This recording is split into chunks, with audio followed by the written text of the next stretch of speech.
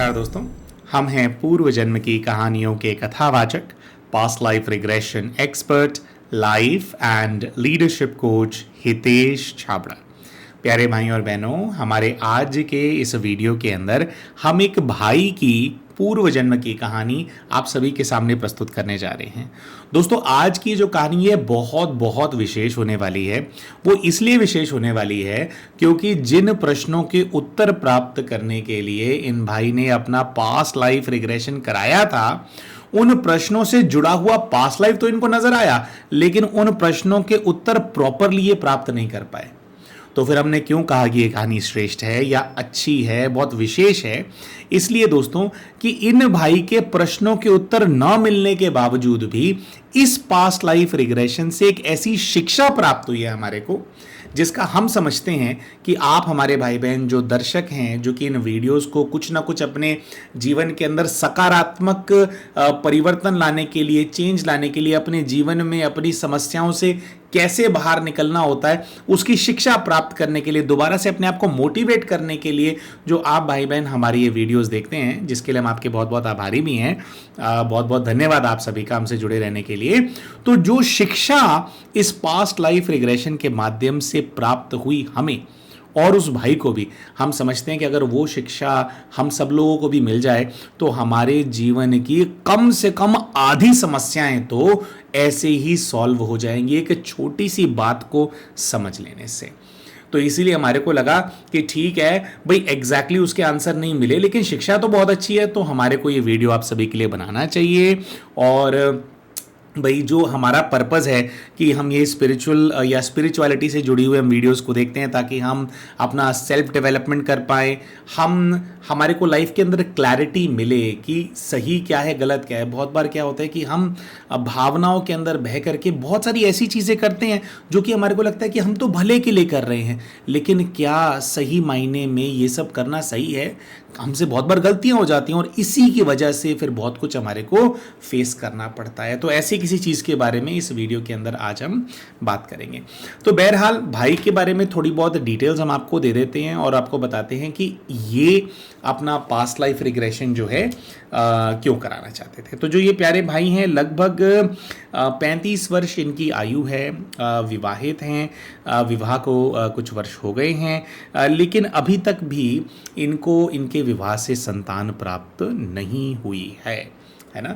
तो I think 5-6 साल हो गए इनके विवाह को और संतान नहीं हुई है। तो एक तो भाई जी इस चीज़ को लेकर के परेशान थे कि भैया संतान क्यों प्राप्त नहीं हो रही है, बहुत अड़चनें आ रही हैं इसके अंदर।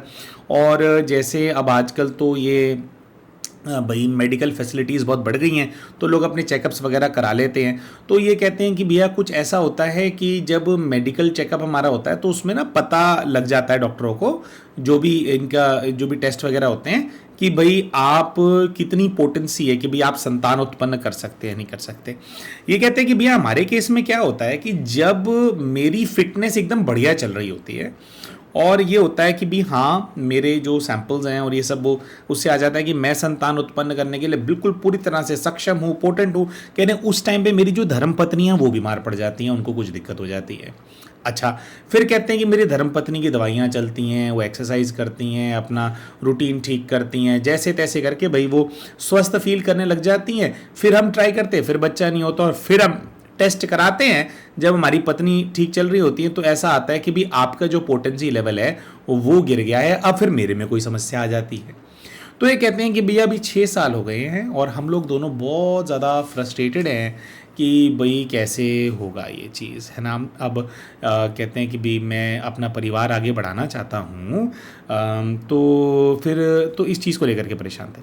फिर ये कहते हैं कि भैया देखो, इनके जीवन की जो मेन समस्या है जो इन्होंने बताई, इन्होंने कहा कि जो कुछ भी चाहिए होता है मेरे जीवन में, भाई ने कहा कि मुझे प्राप्त ज़रूर होता है, लेकिन उसके लिए ना बहुत लंबा रास्ता चल करके मुझे करना पड़ता है। मतलब एक नॉर्मल इंसान, एक दूसरा व्यक्ति मैं देखूंगा कि भाई वो अगर 1 साल एफर्ट डालेगा और उसको वो चीज़ मिल जाएगी, तो उसी चीज़ के लिए मुझे 2 साल एफर्ट डालने पड़ेंगे। या अगर मुझे उसी चीज़ को अचीव करना है तो 1 साल में एक दूसरा व्यक्ति जितने एफर्ट डाले संभालेगा, जितने आवर्स काम करेगा या जितना दिमाग लगाएगा या जितने प्रोजेक्ट्स करेगा, कहता है कि मुझे 2, ढाई, 3 गुना जब मैं काम करूंगा तब मुझे वो चीज़ 1 साल में प्राप्त होगी। तो ये कहते हैं कि मैं देखता हूँ कि भैया मेरा भाग्य बड़ा जैसे कमज़ोर है, मेरे को ऐसा लगता है सब कुछ बहुत देरी से प्राप्त होता है। अब इन्होंने कहा कि देखो मुझे कन्विक्शन है इस चीज़ का, हम दोनों को संतान उत्पन्न हो जाएगी। ये कह रहे हैं हम, मेरे को या मेरी वाइफ को कह रहे हैं कि हमारे को ये डर नहीं है कि संतान उत्पन्न नहीं होगी, लेकिन कहते हैं कि भैया मैं तो जानता हूं ना कि मेरे साथ कुछ ऐसा है, सब कुछ लेट होता है। और ये कहते हैं कि हमारी ज़्यादा उम्र के अंदर अगर संतान उत्पन्न हुई तो फिर क्या होता है कि जो संतान को हमारे को पालना देनी होती है, तो कम उम्र में संतान हो जाए तो इंसान के शरीर में जान होती है, तो आप सब कुछ अच्छे से प्रोवाइड कर पाते हैं। ये कहते हैं कि फिर मैं ये नहीं चाहता कि भाई जब मेरा बेटा बड़ा हो तो बस वो माँ बाप की बीमारियों में और उनको संभालने में ही लगा रहे। I really want to give good life to my kid. तो ये कहते हैं इसलिए थोड़ा हमारे को प्रेशर है कि भाई वो हो। अब कहते हैं संतान तो उत्पन्न हो ही जाएगी, लेकिन भैया कितनी लेट होगी। अच्छा, तो आपने आपको इनके काम के बारे में बताया कि भाई सब कुछ लेट होता है, फिर संतान में भी वही पैटर्न इनको नज़र आ रहा है। फिर इन्होंने कहा कि भैया देखो एक चीज़ का ना मुझे बहुत बहुत ज़्यादा दुख है, और वह दुख ये है, ये कहते हैं कि भाई हम 2 भाई हैं, और कहते हैं हम दोनों भाइयों में मैं छोटा भाई हूँ, और ये कहते हैं कि भैया मेरे भैया मुझसे काफ़ी बड़े हैं, 7-8 साल बड़े हैं। ये कहते हैं कि जब मेरा जन्म हुआ तो मेरे जन्म के 10 महीने के अंदर ही मेरे जो पिताजी हैं उनका देहांत हो गया। अब कहते हैं कि पिताजी का देहांत हो गया तो बहुत सारी समस्याएं आ गई जीवन के अंदर, बहुत सारे चैलेंजेस जो हैं वो हम लोगों ने फेस किए, क्योंकि पिता होते हैं तो भाई मैन ऑफ द फैमिली ही कमाए करते थे पहले तो। आजकल तो चलो परिस्थितियां बदल गई हैं, बहनों के लिए भी अपॉर्चुनिटीज़ अवेलेबल होती हैं मार्केट में जॉब करने की, बिजनेस करने की, पहले नहीं होता था। तो इन्होंने कहा कि भैया पिताजी चले गए तो बहुत कम हमारे पास रिसोर्सेज थे, तो कहते हैं मैंने हमेशा खुद को हम लोगों को फंड्स के मामले में स्ट्रगल करते हुए देखा। अच्छा, ये कहते हैं कि इसके साथ साथ ना मेरे जो भैया हैं और जो मेरी माँ हैं, इन दोनों का रिलेशनशिप ना बहुत ज़्यादा टॉक्सिक है। ये कहते हैं कि पूरे जीवन भर जैसे एक बच्चा अपने माँ बाप को, अगर घर के अंदर डोमेस्टिक वायलेंस वगैरह होता हो, अपने माँ बाप को झगड़ते हुए देखता है और एक टॉक्सिक एनवायरनमेंट के अंदर बड़ा होता है। तो कहते हैं मेरे पिताजी चले गए, उससे एक चीज़ तो ये चली गई कि भी जो पिता का जो एक आपको मॉरल सपोर्ट होता है, आपको लगता है कि भी आपके सर पे उनका हाथ है, आपके लिए वो खड़े हैं, कह रहे वो चीज़ तो चली गई है ना, जो मोटिवेट करने वाली चीज़ थी, जो सहयोग था, वो तो चला गया मेरे जीवन से। लेकिन जैसे कई बार क्या होता है कि पिता डोमेस्टिक वायलेंस वगैरह करने वाले होते हैं, झगड़ा करने वाले होते हैं, लेकिन जो टॉक्सिक माहौल वाला एस्पेक्ट है, कह रही वो मेरी माँ और मेरे भाई ने पूरा किया। कह रही आज भी मैं मेरी पत्नी के साथ अलग रहता हूँ, लेकिन मेरा भाई, उसकी पत्नी और मेरी माँ, वो लोग एक साथ रहते हैं, वो लोग इनसेपरेबल हैं, वो एक दूसरे से अलग नहीं हो पाते हैं। लेकिन ये कहते हैं कि मैं समझता हूँ कि भैया ऐसा कोई दिन नहीं जाता जिसमें मेरी माँ और मेरा भाई आपस में लड़ते ना हो। और कह रहे लड़ते भी क्या लड़ते हैं, कुत्ते बिल्ली लड़ते हैं ना, जैसे डॉग्स होते हैं, उनको ये होता है बिल्ली दिख गई तो उसको मार के खा जाने का, है ना। बिल्ली को पता है कि मुझसे सबसे बड़ा दुश्मन कौन है, जो डॉग्स होते हैं वो मेरे दुश्मन है। तो कह रहे जो कुत्ते बिल्ली का जो वैर होता है ना आपस में, कह रहे वैसा वैर है, खाने को पड़ते हैं एक दूसरे को, लेकिन एक दूसरे के बिना जी भी नहीं पाते। अब ये कहते हैं कि भैया जो मेरी माँ है वो अपना जो ये टेंशन और स्ट्रेस है, जो उनका रिलेशन ख़राब है, कह रहे हैं वो मेरे ऊपर डंप करती रहती है, मेरे को फ़ोन करके बताती रहती है कि ये हो गया, वो हो गया, ऐसा है वैसा है, तेरा भाई समझता नहीं है। तो ये कहते हैं कि मैं भैया क्या समझाऊं, दोनों मुझसे बड़े हैं, दोनों में से कोई मेरी बात सुनता है क्या। कह रहे हैं, तो कह रहे हैं कि ना मेरे को ये भी जानना है कि इन दोनों का रिलेशनशिप आपस में इतना ख़राब क्यों है, भाई एक दूसरे के बिना रह भी नहीं सकते। ये कहते हैं कई बार मैंने मेरी माँ को बोला कि मम्मा आप ऐसा करो, थोड़े टाइम के लिए मेरे यहाँ रहने के लिए आ जाओ, लेकिन माँ को इतना अटैचमेंट है बड़े वाले बेटे से, कह रहे वो उसको छोड़ के भी नहीं आती कि नहीं ये कैसे करेगा। अरे ये कैसे करेगा, विवाहित है, उसके अपने बच्चे हैं, उसकी बीवी संभाल लेगी उसको, थोड़ा टाइम मेरे पास आ जाओ रहने के लिए। लेकिन ये कहते हैं कि मेरी माँ जो है वो बिल्कुल इस बात को नहीं समझती है। अब कहती है तो माँ ना, है तो भाई ना, तो मैं टेंशन में रहता हूँ। तो मैं जानना चाहता हूँ कि भाई इन दोनों के बीच में भी ऐसा क्लैश क्यों है, और क्या मैं कुछ इसके अंदर कर सकता हूँ। तो ये सब चीज़ें हैं। और जैसे सबसे मेन दर्द इन्होंने यही बताया कि भाई एक तो कह रहे हैं कि 10 महीने के अंदर ही मेरे पिताजी की मृत्यु क्यों हो गई थी। और मेरे पिताजी की अगर मृत्यु, क्योंकि जब हम जन्म लेते हैं उससे पहले हमारे को संभावनाएं पता होती हैं आत्मा को, लेकिन फिर भी हम चूज करते हैं जीवन को। तो ये कहते हैं जब मुझे पता था, मतलब एज आत्मिक तौर पे जब मैंने जन्म लेने के लिए चूज किया हुआ कि ये मेरे माता और ये मेरे पिता होंगे, तो उस टाइम पे मैंने ऐसे घर में जन्म लेना क्यों चूज किया जिसमें भाई और माँ इतना लड़ेंगे, और जो मेरे पिताजी हैं उनका प्रेम मुझे नहीं मिल पाएगा, उनकी छत्र छाया मुझे नहीं मिल पाएगी।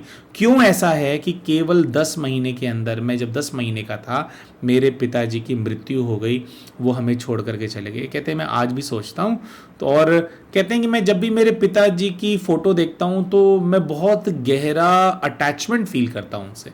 जबकि एक बात ये होती है कि ठीक है उनके पिताजी हैं, लेकिन इंसान को अटैचमेंट तो तब होता है ना जब वो किसी के साथ वो जीवन जीता है ना। या पिताजी के साथ जिए होते और टाइम स्पेंड किया होता तो मोमेंट्स होते हैं लाइफ के। अब 10 महीने के बच्चे का इस भावना के अलावा कि हाय मेरे पिताजी नहीं है, वो वाले मोमेंट्स तो उसने जिए नहीं। तो ये कहते हैं कि फिर भी साथ जीना था इनका साथ, और साथ बहुत अच्छा था या साथ बहुत अच्छा होता। कहने की ये वाली जो भावना है ना बहुत बहुत ज़्यादा है मेरे अंदर। तो कहते हैं कि मैं मेरे पिताजी से इतना ज़्यादा अटैच्ड क्यों हूँ, क्यों उनके बारे में इतना ज़्यादा सोचता हूँ, क्या वो मुक्त नहीं हुए। तो कह रहे हैं ये सब कुछ जो है मेरे पास्ट लाइफ रिग्रेशन के माध्यम से मैं जानना चाहता हूँ। और जैसा कि हमने आपको बताया दोस्तों, पास्ट लाइफ रिग्रेशन जब हुआ, ये पास्ट लाइफ में गए तो इन कैरेक्टर से जुड़ा हुआ पूर्व जन्म तो इनको नज़र आया।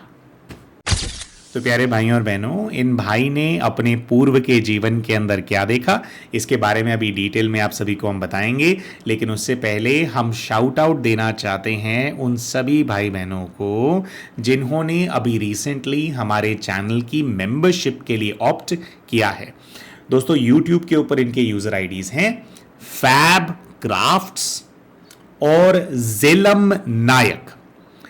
दोस्तों इन्हीं के साथ साथ कई सारे ऐसे भाई बहन भी हैं जिन्होंने पहले, जिनकी मेंबरशिप है वो ड्रॉप हो गई थी, उन्होंने मेंबरशिप दोबारा से मेंबरशिप ले लिया, रीअप्लाई कर लिया है, दोबारा से चैनल के मेंबर बन गए हैं।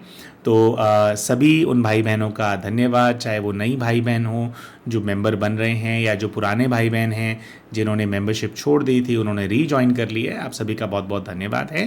दोस्तों अगर आप भी इन सभी की तरह मेंबर बनना चाहते हैं और हमारे चैनल के मेंबर्स के लिए जो एक्सक्लूसिव हर महीने हम ग्रुप पीएलआर के, या जो ग्रुप के अंदर इनर चाइल्ड हीलिंग के, या जो दूसरे हिप्नोथेरेपी के सेशंस हम कंडक्ट करते हैं यूट्यूब लाइव के माध्यम से, अगर आप भी इन एक्सक्लूसिव सेशंस फॉर मेंबर्स का पार्ट बनना चाहते हैं तो हमारे इस वीडियो के नीचे आपको एक ज्वाइन बटन नज़र आ रहा होगा, उसका इस्तेमाल करके आप भी जो चैनल की मेंबरशिप है उसके लिए ऑप्ट कर सकते हैं। तो आइए दोस्तों हम बात करते हैं कि जब ये भाई अपने पूर्व के जीवन के अंदर जाते हैं तो क्या दृश्य इनके सामने आते हैं और इनकी आज की लाइफ से क्या कनेक्शन निकल करके इनका आता है। अच्छा, तो दोस्तों ये अपने आप को ऐसा देखते हैं कि ये किसी खुली जगह पर खड़े हैं, खुले आसमान के नीचे खड़े हैं और रात का समय है। नीचे देखते हैं तो कहते हैं कि भैया नीचे पक्की ज़मीन है और पक्की ज़मीन क्या फर्श टाइप फील हो रही है, मटमैले से रंग का फर्श मेरे को फील होता है। अच्छा, तो हम इनको कहते हैं कि फर्श के ऊपर पैरों को देखो तो ये बताते हैं कि नंगे पैर हैं और वाइट कलर का पजामा पहना है, और ऊपर ध्यान लेकर के जाते हैं वाइट कलर का कुर्ता पहना है, सर पे काले बाल हैं, दाढ़ी मूछें हैं, और जो इंसान है थोड़ा लंबा ऊंचा तगड़ा व्यक्ति इनको नज़र आ रहा होता है। अच्छा, हम इनसे पूछते हैं कि भाई ये क्या जगह है, कैसी जगह है। तो ये कहते हैं कि थोड़ा बड़ा सा एरिया है और इनकी अपनी पर्सनालिटी को हम जज करने के लिए बोलते हैं कि कैसा है। तो ये कहते हैं कि कोई मिडिल क्लास टाइप का आदमी है, मतलब ठीक ठाक है, सब है इसके पास, बहुत अमीर भी नहीं है बहुत गरीब भी नहीं है। अच्छा, क्या करने आया है इतनी रात को यहाँ पे, और रात मतलब कितनी रात। तो रात को जब ये देखते हैं तो क्या होता है, मन में विचार आता है कि जैसे 9-10 बजे का समय हो। तो हम कहते हैं कि इतनी रात को क्या करने के लिए आए हो। तो ये कहते हैं कि किसी से मिलने आया हूँ, ये स्थान है यहाँ पे, मतलब मिला जा सकता है, मैं मिलने आया हूँ। अच्छा, किससे मिलने आए हो? तो उन्होंने कहा जिससे मैं मिलने के लिए आया हूँ वो भी एक पुरुष है। अच्छा जी, तो आप क्या हो? अच्छा, इनके जो वेशभूषा है उसे समझ में आ रहा था कि ये भी पुरुष हैं। तो ये अपने आप को लगभग 50 वर्ष की आयु के एक पुरुष के रूप में देख रहे थे। और जैसे फिर हमने वो स्मृति जागृत करी कि अच्छा कोई आ रहा है, तो इन्होंने अब बताना ऐसे शुरू किया कि हाँ, एक दूसरा पुरुष चल करके आता हुआ मुझे नज़र आता है और वो लगभग जो है 40 वर्ष की आयु का है। तो हम पूछते हैं कि भाई क्या हो रहा है, कैसे हो रहा है? तो ये कहते हैं कि भाई मैं जो है बड़ा बेसब्री से इंतज़ार कर रहा था इससे बात करने का, कोई हमारे को ख़ास बात करनी है, तो ये हमारी जगह है, हम यहाँ पे मिलते हैं। क्यों मिलते हो, कैसे हो? तो ये कहते हैं कि जो मुझसे मिलने के लिए आया है ना, ये मेरा छोटा भाई है। तो खुद को ये 50 वर्ष की आयु का देखते हैं और जो छोटा भाई है वो 40 वर्ष की आयु का है। अच्छा, तो इन्होंने वहाँ पर नाम भी बताए, जो जैसे भाई आया उसका भी नाम बताया। तो हम यहाँ पे क्या करेंगे, नाम तो हम आपके सामने लेते हैं, लेकिन नामों को हमने थोड़ा बदल दिया है दोस्तों, थोड़ी उनकी आइडेंटिटी को प्रोटेक्ट करने के लिए, सिक्योर करके रखने के लिए। तो ये अपना नाम जो है सोमेश कुमार बताते हैं कि मैं सोमेश हूँ। और ये कहते हैं कि जो मेरा छोटा जो भाई आया है ये जो है प्रकाश कुमार है। तो सोमेश और प्रकाश कुमार लेकर के चलेंगे, असली नाम थोड़े अलग थे। अच्छा, तो प्रकाश कुमार है।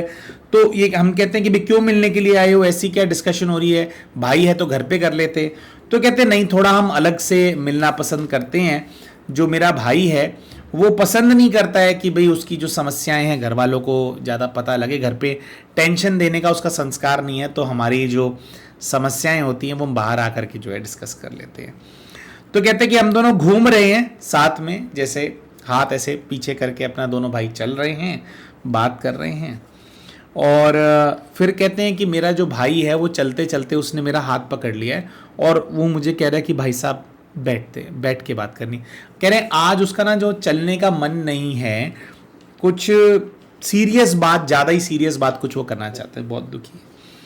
तो कह रहे हैं कि मेरा जो छोटा भाई है बड़ा ना उदास मुझे नज़र आ रहा है और वो कह रहा है कि कैसे मैं कर पाऊँगा, कुछ ऐसा बोल रहा है। तो मुझसे पूछ रहे हैं कि भाई उदास क्यों है, क्या समस्या है तेरे जीवन में? तो कहते हैं मुझे समझ में आता है कि मेरे भाई के जीवन में कोई समस्या नहीं है, लेकिन मेरा भाई वो अपना उसका एक दोस्त है जिसका नाम है हरिराम, उसको लेकर के बहुत ज़्यादा परेशान है।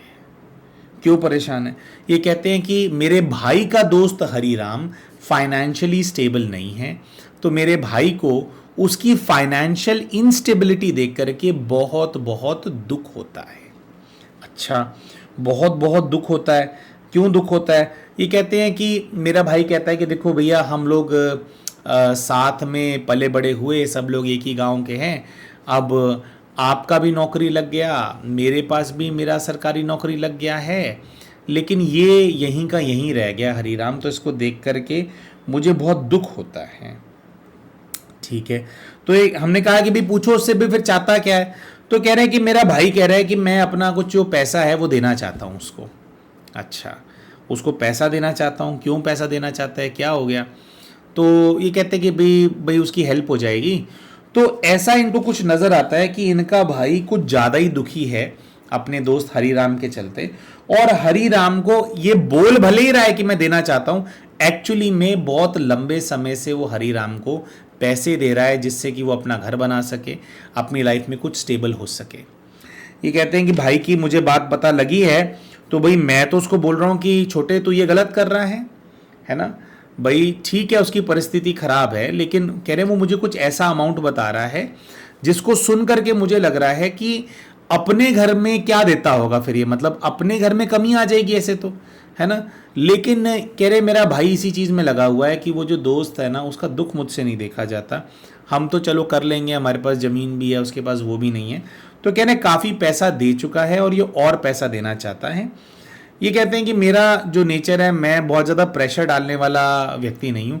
तो कह रहे मैंने उसको एडवाइस किया कि देख बेटा, इतना नहीं देना चाहिए, इतना नहीं करना चाहिए, लिमिट में करना चाहिए। लेकिन कह रहे मेरा भाई बस हल्का होने के लिए आया था मेरे पास, सुन नहीं रहा है, और वो देता है और मेरे हिसाब से हरिराम को पैसे जो है वो देता रहेगा। अच्छा, ये दृश्य नजर आए, हमने पूछा आगे क्या हुआ, आगे क्या हुआ, उसके बाद आगे जा नहीं पा रहे थे, वहां पे अटके से हुए थे। तो एक टेक्निक होती है दोस्तों कि अगर अच्छा और कुछ नहीं निकल रहा तो ठीक है, मृत्यु देखो कि मृत्यु दशा देखो कैसे हुई थी, मृत्यु दशा का दर्शन करो कि क्या हुआ था। तो इनको ऐसा नजर आता है कि इनकी मृत्यु के समय ये एक बहुत ऊंची इमारत से नीचे गिर गए थे, बहुत ऊंची इमारत से। और ये क्या हमने कहा कि भी गिर गए थे या कूद गए थे, क्या हुआ, तो खुद को गिरता हुआ देख रहे थे। तो इनको ऐसा दिखाई दिया कि कोई अंडर कंस्ट्रक्शन बिल्डिंग थी और वहां पे ये खड़े थे और वहां पे अचानक से किसी ने आकर के इनको पीछे से धक्का दे दिया है। और पीछे से धक्का दिया तो बिल्कुल ये इनका एक्सपेक्टेड ही नहीं था कि आज मेरी मृत्यु हो जाएगी, ना इनको कोई ऐसा दुश्मन एक्सपेक्टेड था जो धक्का दे देगा। कह रहे किसी ने मुझे धक्का दिया और धक्का जैसे दिया है मैं 8-10 मंजिल नीचे जाके गिरा हूँ। और कह रहे बस गिरते ही जो प्राण है वो पखेरु हो गए, है ना। कह रहे मेरा जो शरीर है उसका मतलब जैसे वो स्क्वाश हो जाता है ना, इतने ऊपर से शरीर रहता है, तो कह रहे थोड़ा कट फट के मतलब कई हिस्सों में मेरा तो शरीर वो हो गया है। और कह रहे मैं गिरा और निकला। अब जैसे ये निकले तो इसमें भी क्या होता है दोस्तों, टेक्निक होती है कि अगर आपको किसी ने मारा होता है ना, पूर्व के जीवन में ऐसा दृश्य होता है, तो आत्मिक रूप में आप जाकर के पता लगा सकते हैं, चेहरा देख सकते हैं उस व्यक्ति का। तो हम इनको बोलते हैं कि ठीक है, जैसे आप आत्मिक रूप में आए आप तेजी से उड़ करके जाइए और आप देखिए कि आपको छत से किसने धक्का दिया था, ऊपर से किसने आपको फेंका था। तो ये तेजी से ऊपर जाकर के देखते हैं तो इनको हरि राम नजर आता है। हरि राम अभी भी ऊपर खड़ा था और ऊपर से खड़ा होकर के ऐसे नीचे देख रहा था कि गिरा और गिर करके मरा या नहीं, मतलब क्या हालत है, तो वो देख रहा है। तो हम कहते हैं कि भाई ये क्यों देख रहा है ऐसे, आपको क्यों मार दिया इसने, आपने कुछ कहा था, आपने कोई बदतमीजी करी थी, कोई झगड़ा किया था। ये कहते हैं कि नहीं मैंने कुछ नहीं कहा था, लेकिन मेरा भाई मूर्ख है, मैं अभी देख रहा हूं तो मुझे दिखाई दे रहा है कि मेरे को ऐसी फीलिंग आ रही है कि मेरे भाई ने हरि राम को बता दिया था कि मैं जो है मैं मना कर रहा हूँ पैसे देने के लिए। तो कह रहे इसको पता लग गया कि मैं मेरे भाई को रोक रहा था और इसको शायद पैसों की ज़रूरत है, तो मेरा भाई शायद रिकन्सिडर कर रहा होगा इस चीज़ को, या उसने कुछ ऐसा बोला होगा कि भाई देख मैं और नहीं दे पाऊंगा, ऐसी कुछ बात हुई होगी। तो इसके पास पैसा जाना ना रुके इस चीज़ के भय से इसने मुझ पर नज़र रखनी शुरू कर दी थी। और कह रहे ये जो जगह है यहाँ मैं किसी काम से आया था, शायद यहाँ जो कंस्ट्रक्शन होना है शायद उसमें कुछ प्रॉपर्टी इनकी भी है, ऐसी कुछ कहानी है। एग्जैक्टली तो कह रहे इनको समझ में नहीं आया था। तो कह रहे ये मेरा पीछा कर रहा था और चुपके से आया और मौका देखते ही इसने मुझे यहाँ से धकेल दिया है और धकेल के मुझे मार दिया है। तो हमने कहा कि फिर आगे क्या हुआ, अभी फिर आगे पता लगा कि कैसे है क्या है।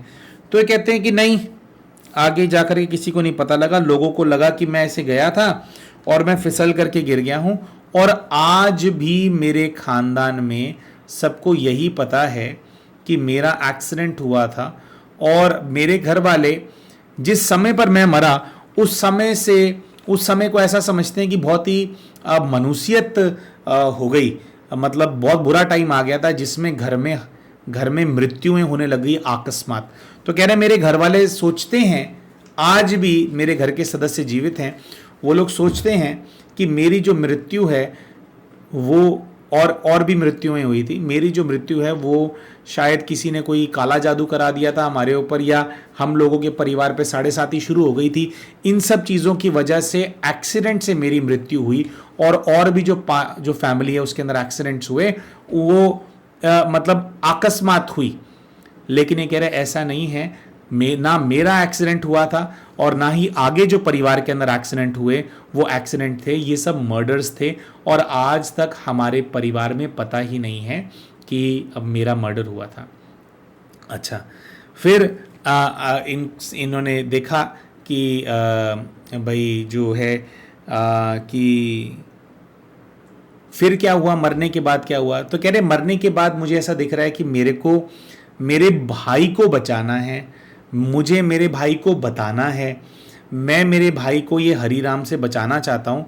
तो मैं मेरे भाई के प्रति खिंचता चला जा रहा हूं, और खिंचता चला जा रहा हूं तो इनको फिर ऐसा आभास होता है कि थोड़े समय के बाद मेरा जन्म हो गया है दोबारा से, एक मतलब मेल बॉडी मुझे मिली है और मेरा जन्म हो गया है, और मेरा जन्म हुआ है मेरे ही छोटे भाई के पुत्र के रूप में। थोड़ा सा आप लोग समझ रहे होंगे कि कहां पर इनका जन्म हुआ।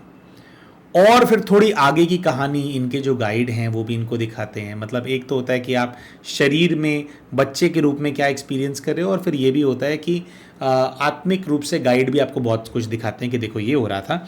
और फिर तो इनकी जो शुभ इच्छा थी अपने भाई को प्रोटेक्ट करने की और उसको ये हरिराम से बचाने की, इस इच्छा के चलते इनका जन्म इनके भाई के घर में हो गया उनके पुत्र के रूप में। लेकिन विडंबना देखिए, अपने भाई को पैदा होते ही तो बचा नहीं पाते। भाई को बचाने के लिए, कुछ उसको समझदारी देने के लिए या उसके जीवन में परिस्थितियों को उत्पन्न करने के लिए एक सर्टेन उम्र तो चाहिए। तो कह रहे हैं वो उम्र पूरी होने से पहले ही ऐसी खबर आई कि जो मेरा भाई है उसका भी एक्सीडेंट हो गया है और उसकी मृत्यु हो गई है। मेरा जन्म होने के 10 महीने बाद मेरा जो छोटा भाई है उसकी भी मृत्यु हो गई। अब उसकी मृत्यु कैसे हो गई? तो ये कहते हैं कि उसकी मृत्यु, एक वो सड़क पे जा रहा था तो कोई बड़ा व्हीकल उसको ठोक कर चला गया था, उसका एक्सीडेंट हो गया था जिससे उसकी मृत्यु हुई थी। तो फिर यहाँ पर जो है इनसे हमने पूछा कि अपने गाइड से कनेक्शन बनाइए और देखिए कि वाकई में क्या उनकी जो मृत्यु है वो नेचुरल थी।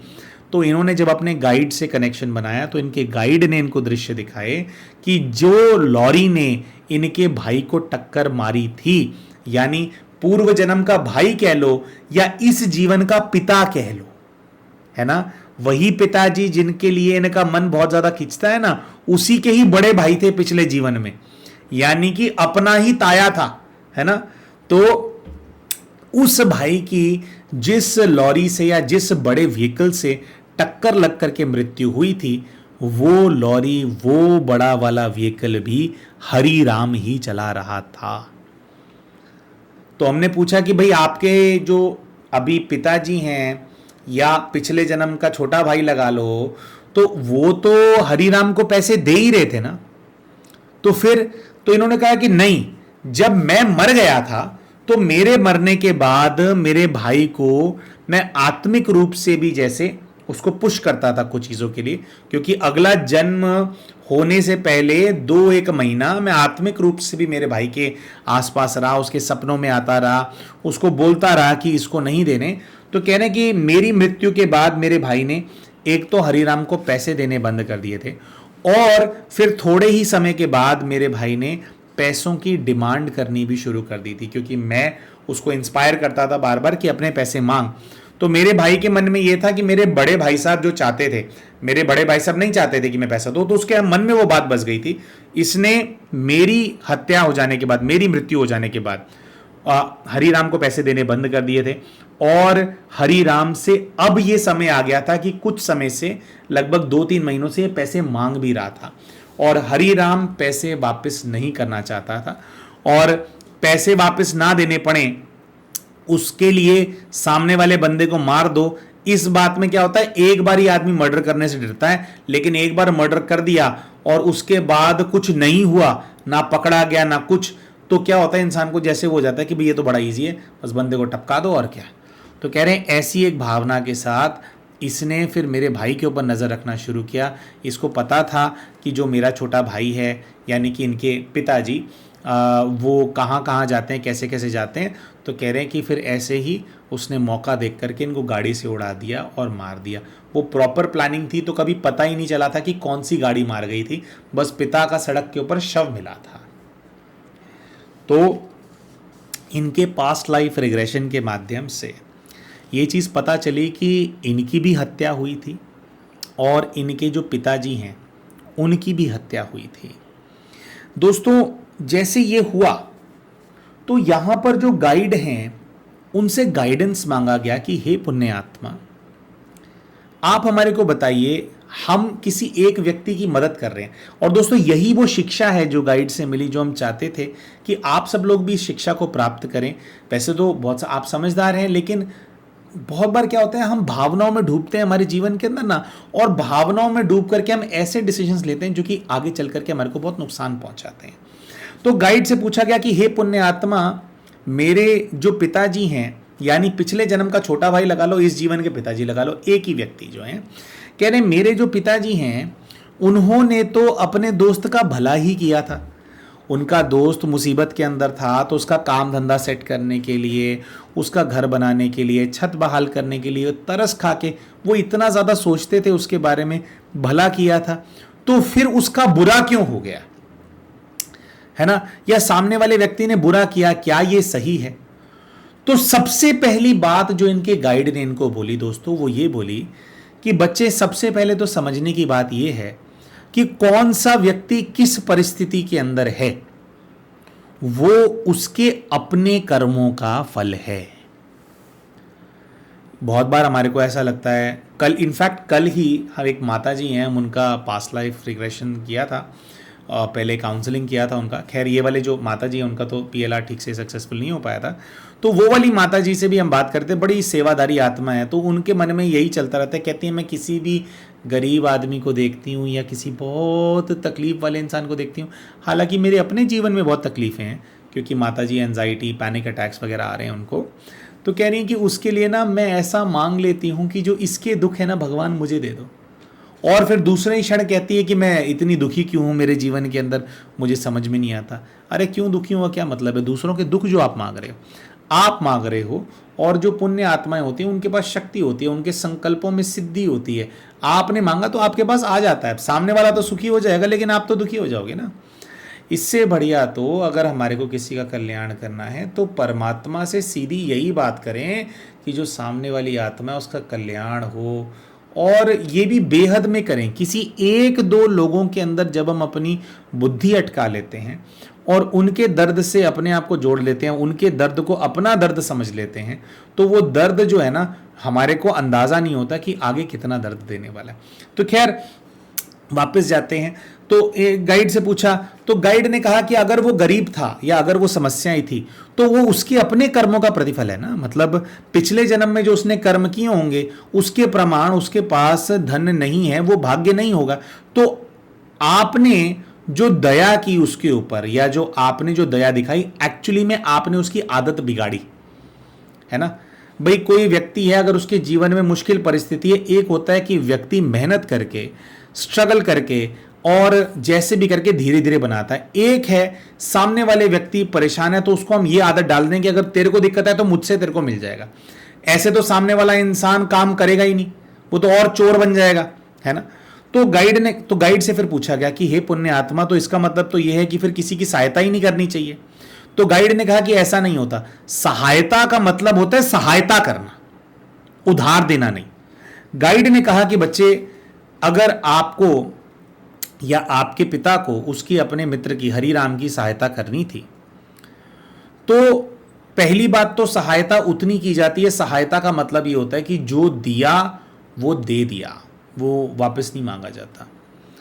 और जब किसी को दिया जाता है, अगर इंडिविजुअल लेवल पे आप किसी की सहायता कर रहे हो, जब किसी को दिया जाता है तो हमेशा ये देख करके दिया जाता है कि भाई मेरे पास क्या है, उसमें से मैं क्या दे सकता हूं। भाई सामने वाले की रिक्वायरमेंट 10 लाख की है, आपको बड़ा तरस आ रहा है, तो इसका मतलब ये थोड़ी अपना घर बेच करके 10 लाख रुपए दे दोगे उसको, या अपनी किडनी बेच करके उसके 25 लाख की रिक्वायरमेंट पूरी कर दोगे आप।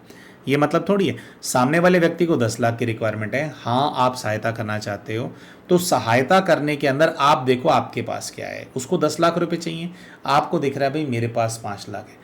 अगर आपके पास 5 लाख हैं और आपको किसी को सहायता करनी है, तो गाइड ने कहा कि आप 20-25 हजार रुपए दे सकते हो। लेकिन सामने वाले की रिक्वायरमेंट तो 10 लाख की है, तो सामने वाले की 10 लाख की रिक्वायरमेंट है, वो उसकी प्रॉब्लम है, वो उसका जीवन है। आपकी कैपेसिटी तो नहीं है ना 10 लाख देने की। तो आपके पास 5 लाख भी हों तो भी आप 20-25 हजार ही देंगे। और जो 20-25 हजार आपने दिया वो उधार समझ करके नहीं दिया देना, वो आपको भले ही वो सोचे कि मुझे वापस करना है, वो बात अलग है, लेकिन जो दिया वो दिए दिया। कह रहे जब इस भावना के साथ और इस संकल्प के साथ जिसमें हम अटैच नहीं रहते, कोई एक्सपेक्टेशन नहीं होती, हम हमेशा सेफ रहते हैं। और वो वाला पैसा अगर डूब भी जाए, क्योंकि वैसे भी हमारे लिए तो डूबा ही था, वैसे भी हमने तो दे ही दिया था, तो हमारे को कोई भी फर्क नहीं पड़ता है। तो गाइडेंस यहाँ पे ये है कि हमारे को हमारे जीवन के अंदर जो साक्षी भाव है उसकी प्रैक्टिस करना बहुत ज़्यादा आवश्यक है। हाँ, दुनिया के अंदर बहुत ज़्यादा दुख हैं, हाँ दुनिया के अंदर लोग परेशान हैं, वो तकलीफ़ों के अंदर हैं। आपको सेवा करनी है, आप ओवरऑल सेवा कीजिए। आपको सेवा करनी है तो आप ऐसी सेवा करें जिससे सामने वाला व्यक्ति सक्षम बने, ना कि आपके ऊपर डिपेंडेंट बने। क्योंकि एक बार अगर आपने किसी को डिपेंडेंट बना लिया, जैसे यहां पर है, अगर हरिराम इनके पास आया था और इन्होंने शुरू से उनको उसको उधार नहीं दिया होता तो वो इनका मर्डर नहीं करता। लेकिन पहले इनके पिताजी ने क्या किया, पहले उसको हर महीने पैसा देने की आदत डाली तो उस पर डिपेंडेंट हो गया। तो एक मन में एक्सपेक्टेशन होती है कि यहां से आ जाएगा। जब आप वर्षों तक ऐसा करके आदत डाल देते हैं और उसके बाद आप बाहर निकलते हैं, बाद आप मना करते हैं, तो सामने वाले बंदे को बड़ा दुख होता है, फिर उसको मिर्ची लगती है, फिर उसको तकलीफ होती है कि दे नहीं रहा है मेरे को, क्योंकि अब वो अपना हक समझने लग गया है। आपका पैसा आपका नहीं, अब उसका हक है ना, तो उसको फिर तकलीफ होती है और फिर इस तरह की जो चीजें होती हैं, घटनाएं हो जाती हैं। हालांकि इनके और भी पूर्व के जन्मों का कुछ हिसाब किताब होगा आपस में, लेकिन अभी तो जो परिस्थिति है उसके ऊपर गाइड ने यही गाइडेंस दिया कि बच्चे, आपको दूसरों की सहायता करनी है, आप विश्व का कल्याण करो, विश्व की सेवा करो, कोई दिक्कत नहीं है। आपने अपना धन लगाना है धन लगाओ, तन लगाना है तन लगाओ, मन लगाना है मन लगाओ, लेकिन सामने वाले व्यक्ति के दुख के अंदर खुद दुखी नहीं होना। क्योंकि जब आप सामने वाले के दुख में दुखी होते हो, आप इमोशनली वीक होने लग जाते हो। सामने वाले के जीवन में जो बीमारी है, उस बीमारी का इलाज भले ही करो, लेकिन उसको देख करके खुद बीमार हो, ये ठीक नहीं है। तो इनके केस से कैसे जुड़ा हुआ है, क्योंकि ये इमोशनली वीक थे, इसलिए इनकी आंखों पे पट्टी भी बंधी हुई थी ना। जो इंसान इमोशनली वीक होता है वो सोचता है कि नहीं ठीक है, दे ही देगा। वो ऐसा सोच ही नहीं पाता कि यार कुछ इसका ऐसा बुरा रेपरकशन भी हो सकता है। लेकिन जो इंसान स्थिर है ना, जो सोच समझ करके चीज़ों को कर रहा है, वो सारी पॉसिबिलिटीज़ को अपने सामने रख पाता है। तो पिता का प्रेम क्यों नहीं मिला, उसके अंदर ये है कि जो पिता कहीं ना कहीं जो हरिराम है उससे इन लोगों का कार्मिक अकाउंट है, वो निमित्त बना उसके चक्कर में। तो जैसे हमने आपको शुरू में बताया भी था दोस्तों कि इस उत्तर का प्रॉपर आंसर वैसे मिला नहीं है कि पिता का प्रेम क्यों नहीं मिला, लेकिन हाँ, पिता की मृत्यु कैसे हो गई थी। वो मृत्यु एक्सीडेंट नहीं थी, हत्या थी। ये खुद अपने ताया थे, अपने पिता के बड़े भाई थे पूर्व जीवन में। इनकी जो मृत्यु है वो एक्सीडेंट नहीं थी, वो हत्या थी। इस चीज के ऊपर से जो है खुलासा हो गया। अच्छा, फिर जो इनकी माता और इनके भाई हैं उनके बारे में गाइड से पूछा गया कि वो क्यों लड़ते हैं और क्या है। तो इनके गाइड ने इनको स्ट्रिक्ट इंस्ट्रक्शन दिया। उन्होंने कहा कि बच्चे, वो उन दोनों के बीच का कार्मिक अकाउंट है, उसके अंदर आपको नहीं पढ़ना है। इन्होंने कहा नहीं, लेकिन मैं जान लूं। तो गाइड ने कहा कि नहीं, अगर आपको बता दिया कि उन दोनों का ऐसा हिसाब किताब क्या है, तो आप उन दोनों के बीच में इन्वॉल्व हो जाओगे। वो उनका कार्मिक अकाउंट है, लेट देम सेटल इट। आप इस हिसाब किताब से जितना दूर रहेंगे उतना आपके साथ अच्छा रहेगा। अच्छा, फिर गाइड से पूछा गया कि हे पुण्य आत्मा, ये जो जीवन के अंदर मैं कर तो सब कुछ लेता हूं, लेकिन सब चीजें करने में अड़चन आती है और देरी से सब काम होते हैं, इसका कारण क्या है। तो गाइड इनको इनके बचपन के अंदर ले गए और बचपन के अंदर इनके पड़ोस में एक महिला थी। उस महिला का चेहरा इनके गाइड ने दिखाया कि ये महिला थी, और वो जो पड़ोसन महिला थी उसकी एक्सपेक्टेशन ये होती थी कि इनके घर के अंदर दो लड़के हैं, ये मेरा ये काम कर देंगे वो काम कर देंगे, मतलब कभी बाज़ार से चीनी ला देंगे, सब्जी ला देंगे, मेरी ऐसी हेल्प कर देंगे। तो इनकी जो माँ है उनको ये बात पसंद नहीं थी, और इनकी जो माता जी हैं वो इनको मना करती थी। और सामने वाली औरत जो है उसको बहुत गुस्सा आता था इस बात पे कि भाई इसके बच्चे हैं, शायद उस लेडी के बच्चे नहीं थे, तो इसके बच्चे हैं इसलिए इतना ज़्यादा इतराती है, अगर मेरे लिए 4 चीज़ें ला करके दे देंगे तो कुछ घिस जाएगा क्या। लेकिन ये कहते हैं कि मुझे नज़र आ रहा है कि हमारी जो माँ है वो हमारे को उस औरत के लिए कोई भी काम करने से मना करती हैं। तो कह रहे हैं इस चीज़ के गुस्से के अंदर उस औरत ने इनके ऊपर कुछ ब्लैक मैजिक करा दिया था कि जो बच्चे हैं वो तरक्की नहीं करेंगे। और उसी ब्लैक मैजिक का कुछ प्रभाव इनके बड़े भाई के ऊपर भी है, जिसकी वजह से वो बहुत झगड़ालू है, और इनके ऊपर भी है, जिसकी वजह से जो ये तरक्की करने का प्रयास कर रहे हैं अपने जीवन में, उसके अंदर अड़चनें आती हैं। अब वो औरत से और क्या पास्ट लाइफ का कार्मिक अकाउंट है दोस्तों, वो नहीं देख पाए क्योंकि काफ़ी लंबा समय हो गया था। और जब एक बार पास्ट लाइफ रिग्रेशन कराया जाता है तो इंसान क्या होता है, काफ़ी थक भी जाता है। उसके अंदर एक लिमिट होती है जितना वो देख पाता है, उसके बाद बस होने लग जाती है कि बस और नहीं हो पा रहा। तो एटलीस्ट इनको पता लग गया कि उस लेडी ने किया था। तो फिर पूछा गया क्या अभी भी वो लेडी कुछ ब्लैक मैजिक करती है? तो गाइड ने इनको दिखाया कि वो महिला आज भी जीवित है। ब्लैक मैजिक तो उसने बचपन में ही किया था, लेकिन आज भी वो कुछ बद्दुआएं देती है। तुम्हारी मां और वो एक दूसरे से आज भी इंटरेक्शन के अंदर एक दूसरे की शक्लें देखते हैं। जब भी वो तुम्हारी मां को देखती है तो वो बद्दुआएं देती है कि इसकी जो औलाद है वो तरक्की ना करे। तो कह रहे उसने जो ब्लैक मैजिक कराया था, जो वो बद्दुआएं देती हैं, उसकी जो एनर्जी है, बद्दुआओं की एनर्जी से उस ब्लैक मैजिक का इफेक्ट जो है बढ़ता रहता है, और आज भी वो चीज़ जो है आप लोगों के ऊपर हावी है। गाइड ने यह भी कहा कि देखो तुम अपने गांव से, मां से और भाई से दूर हो, क्योंकि तुम दूर रहते हो, अलग रहते हो, इसीलिए तुम्हारे पे असर भी कम है, और वो लोग बिल्कुल उस महिला के पास में ही रहते हैं, इसीलिए उनके ऊपर असर ज्यादा है। ये सब बातें उन्होंने बताई।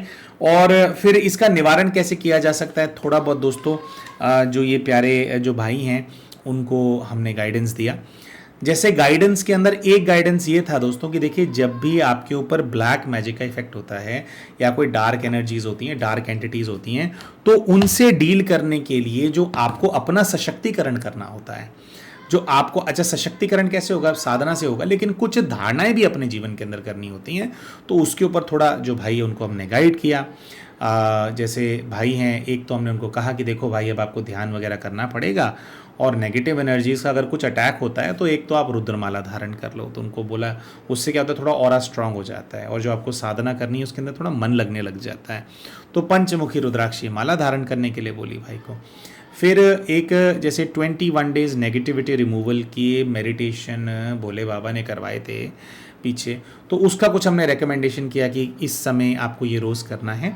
और उसके अलावा ओवरऑल अपने हिसाब किताब कैसे ख़त्म किए जाते हैं, कैसे जिन भी आत्माओं से हमारा हिसाब किताब है, परमात्मा से शक्ति लेकर के कैसे उनकी जो हमसे शक्ति चूसने की, हमसे काम कराने की जो इच्छा है, उसके अवज में भोलेनाथ से शक्ति लेकर के कैसे दूसरी आत्माओं को दिया जाता है, जिससे कि धीरे धीरे हमारा हिसाब खत्म होता जाता है, उनका प्रभाव हमारे ऊपर से हटने लग जाता है। ये कैसे किया जा सकता है, कैसे सीखा जा सकता है, इसके लिए आप जैसे जानते ही हैं कि हमसे जुड़े हुए कुछ भाई बहन हैं, वो एक बहुत अच्छा मेडिटेशन का कोर्स कराते हैं, उसके अंदर उनको हमने ज्वाइन करने के लिए कहा। और एक बहुत विशेष चीज़ उन भाई बहनों के लिए भी जो शायद इस प्रकार की समस्या फेस कर रहे होंगे कि संतान उत्पन्न नहीं हो रही है, तो बहुत बार क्या होता है, कोख बंधी हुई होती है। एक प्रकार से डायरेक्टली कोख तो नहीं बंधी हुई इनके केस के अंदर, लेकिन हाँ बंधन पड़ा हुआ है कि कोई भी चीज़ की कहीं में आपको आगे बढ़ना होगा। जैसे संतान प्राप्त होती है तो इंसान बस एक अभी पति होता है पत्नी का, फिर वो पिता बन जाता है, नेक्स्ट लेवल प्रमोशन होता है, तो उस पे बंधन पड़ा हुआ है। किसी भी ऐसे प्रकार के बंधन से बाहर निकलने के लिए जो एंट्री लेवल धारणा होती है वो ब्रह्मचर्य की धारणा होती है। तो आप सोचेंगे कि भैया ब्रह्मचर्य की धारणा करेंगे और बच्चा पैदा हो जाएगा, ऐसा कैसे हो जाएगा? तो क्या होता है, जनरली लोग क्या करते हैं कि देखो चीज़ें आपको अटैक कर रही हैं, आप एनर्जी के लेवल पे भी वीक हो, शरीर के लेवल पे भी वीक हो रहे हो, है ना। तो एनर्जी के लेवल पे और शारीरिक दोनों लेवल पे खुद को सशक्त बनाने के लिए ब्रह्मचर्य का बल इकट्ठा करना होता है। तो जो भाई हैं और जो बहन हैं, तो हमने इनको कहा कि जैसे 9 महीना जो बाबा ने जो टच कराया कि 9 महीना जैसे गर्भ में पेशेंटली एक महिला अपना जो बच्चा होता है उसके शरीर का निर्माण करती है, उसकी पालना करती है, इसी प्रकार से आप लोग 9 महीना कम से कम संयम का पालन करेंगे, ब्रह्मचर्य की धारणा करेंगे, और जो साधनाएं रेकमेंड करी हैं वो साधना करेंगे, सात्विक जीवन जिएंगे, तो 9 महीने में जो टच करा रहे थे इतना तेज एकत्रित हो जाएगा कि उसके बाद आप एक ही बार ट्राई करेंगे और संतान जो है आपको उत्पन्न हो जाएगी, है ना। अब कितना करते हैं कितना नहीं करते हैं तो उनके ऊपर है, लेकिन हमारे को उस टाइम पे यही टचिंग आई कि बच्चों को आप ये बोलिए, है ना।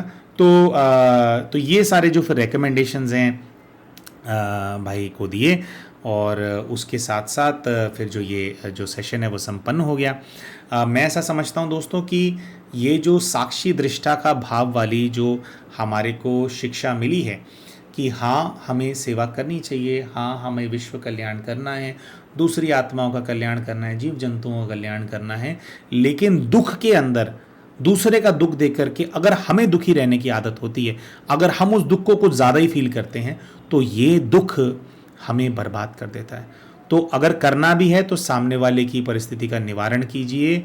दुख के अंदर दुख नहीं लेना है, सुख स्वरूप आत्मा बनना है, सुखी बनना है, कल्याणकारी बनना है, शक्तिशाली इमोशनली बन करके रहना है, क्योंकि जो शक्तिशाली होता है वही ही सही मायने में सही सहयोग किसी का कर सकता है।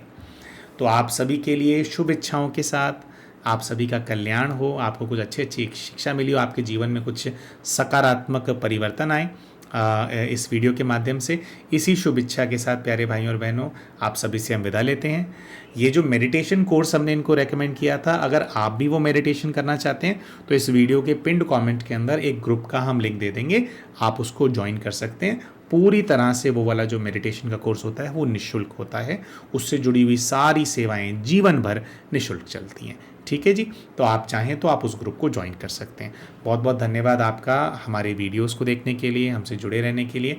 मिलते हैं आप सभी के साथ अपने अगले वीडियो के अंदर, तब तक के लिए नमस्कार।